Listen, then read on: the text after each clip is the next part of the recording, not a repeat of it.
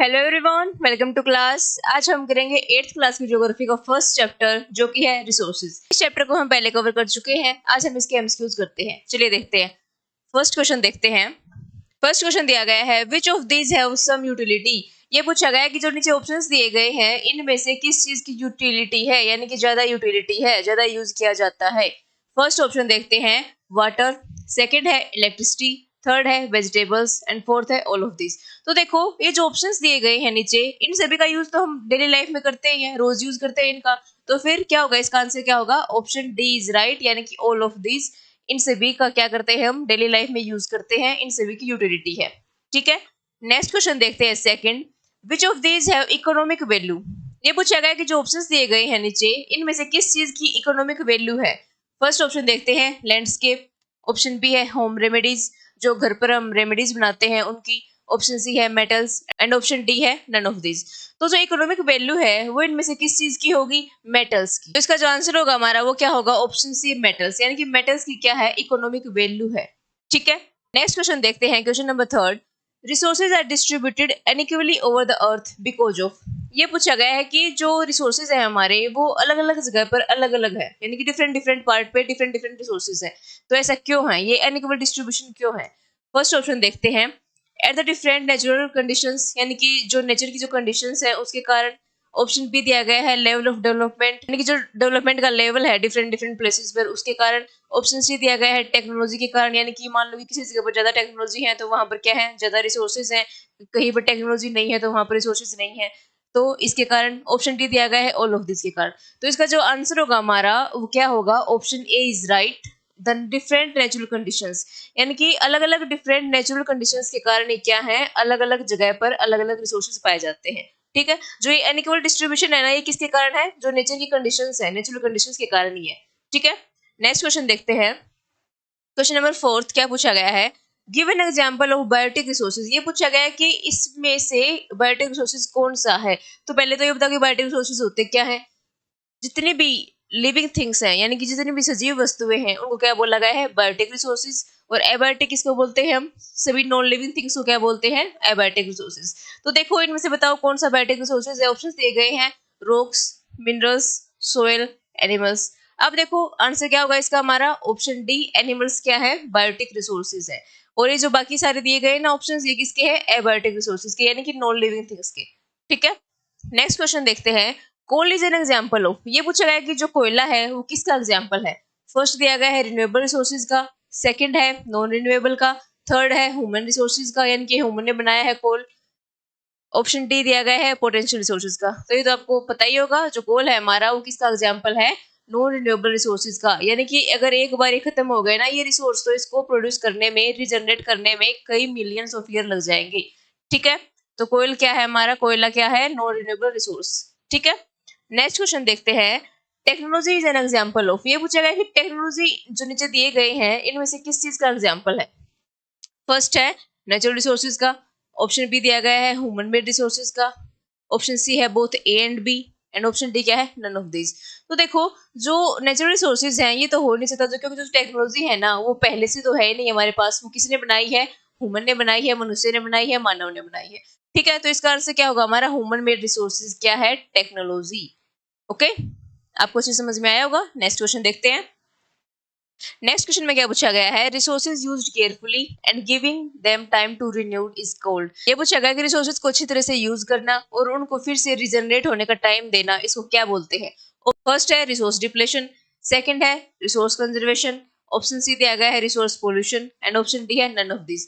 तो देखो रिसोर्सेज को अच्छी तरह से यूज करना, अच्छे ढंग से यूज करना और उनको टाइम देना फिर से रिजनरेट होने के लिए, रिन्यू होने के लिए, इसको क्या बोलते हैं, रिसोर्स कंजर्वेशन। तो option B is right.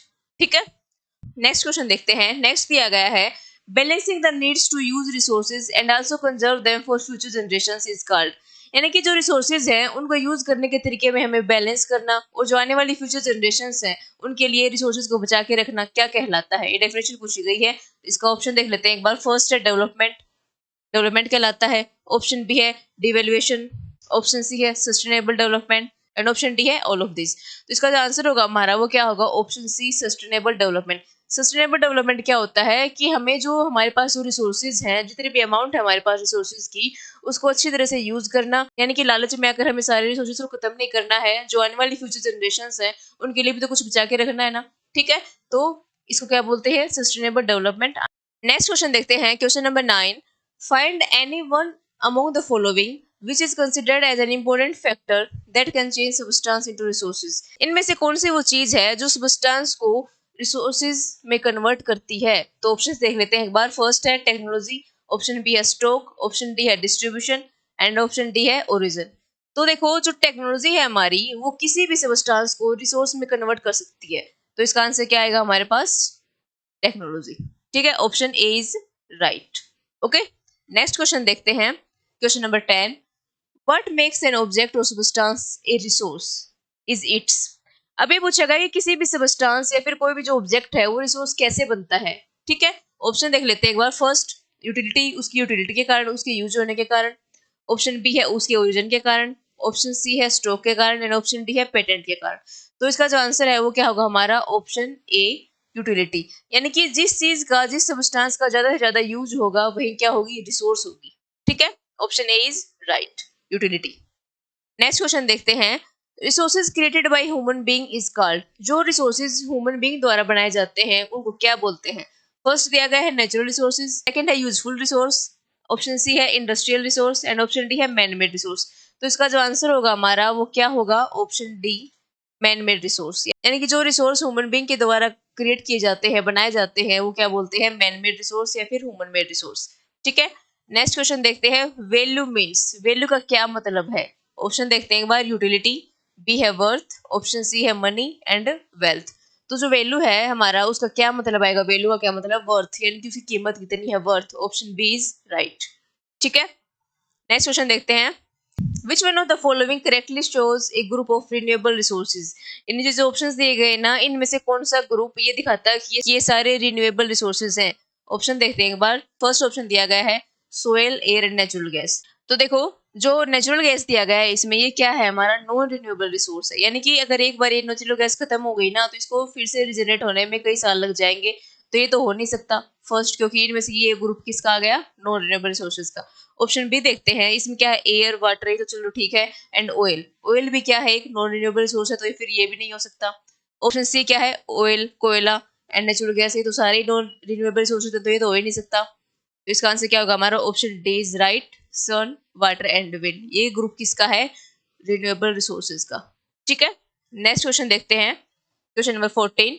Which one of the following is not included in the biotic resources? Biotic resources क्या होते हैं, अभी मैंने बताया था कि जितनी भी लिविंग थिंग्स हैं वो किसके अंदर आती हैं, बायोटिक रिसोर्सेज के। तो इनमें से कौन सा बायोटिक रिसोर्सेज नहीं है। फर्स्ट दिया गया है प्लांट, ये तो है।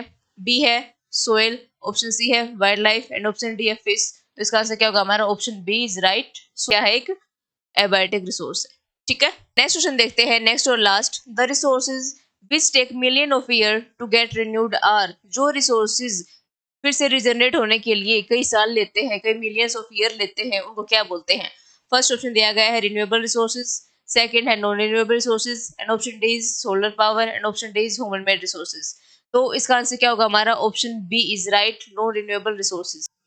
तो यहीं पर ये हमारे एमसीक्यूज खत्म होते हैं। आपको कोई भी डाउट है ना तो कमेंट बॉक्स में लिखना, ठीक है। अगर आपको वीडियो अच्छी लगी हो तो इस चैनल को लाइक शेयर सब्सक्राइब करें।